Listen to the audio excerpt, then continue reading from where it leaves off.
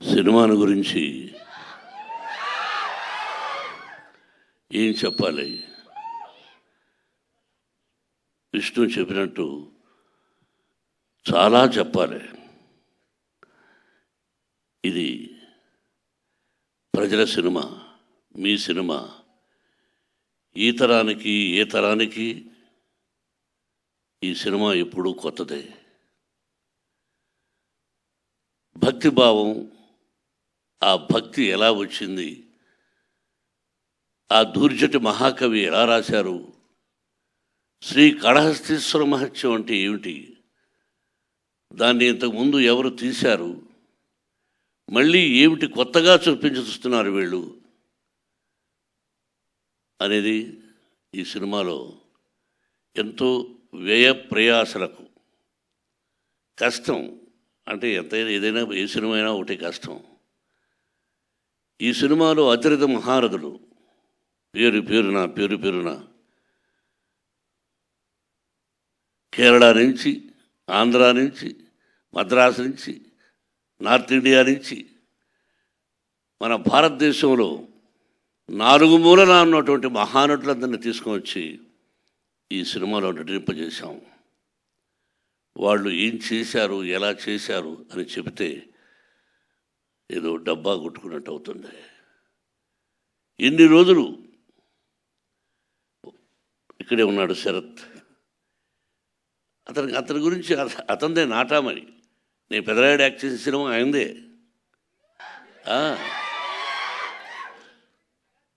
ఆయన ఒక రాజ్యసభ సభ్యుడుగా ఉన్నారు. ఆయనకు ఒక పార్టీ అధినేతగా ఉన్నారు. ఈరోజుకి ఏ పాత్రనైనా అవలీలగా పోషించగలిగినటువంటి మంచి నటుడు, నాకు సోదరుడు. అలాగే పేరు పేరున ప్రతి ఒక్కరూ అత్యద్భుతంగా చేశారు. ప్రజలు చెప్పాలి, మీరు చెప్పాలి. ఈ టీజర్ చూసిన వెంటనే ఇది ఓన్లీ భక్తి చిత్రమే కాదు, అన్ని రకాల విష్ణుబాబు చెప్పినట్టుగా ఒక చరిత్ర, భగవంతుడు, పరమేశ్వరుడు, అంతే. ఒక పద్యం ఉంది, ఎవ్వని చేజనించు జగమెవ్వని లోపల నుండు లీనమై, ఎవ్వని ఎందుడెందు పరమేశ్వరుడెవ్వడు, మూల కారణం వెవ్వడు, అనాది మధ్యలయుడెవ్వడు, సర్వము తానే అయిన వాడెవ్వడు, అట్టి వారిని ఈశ్వరుని శరణము వీడదన్.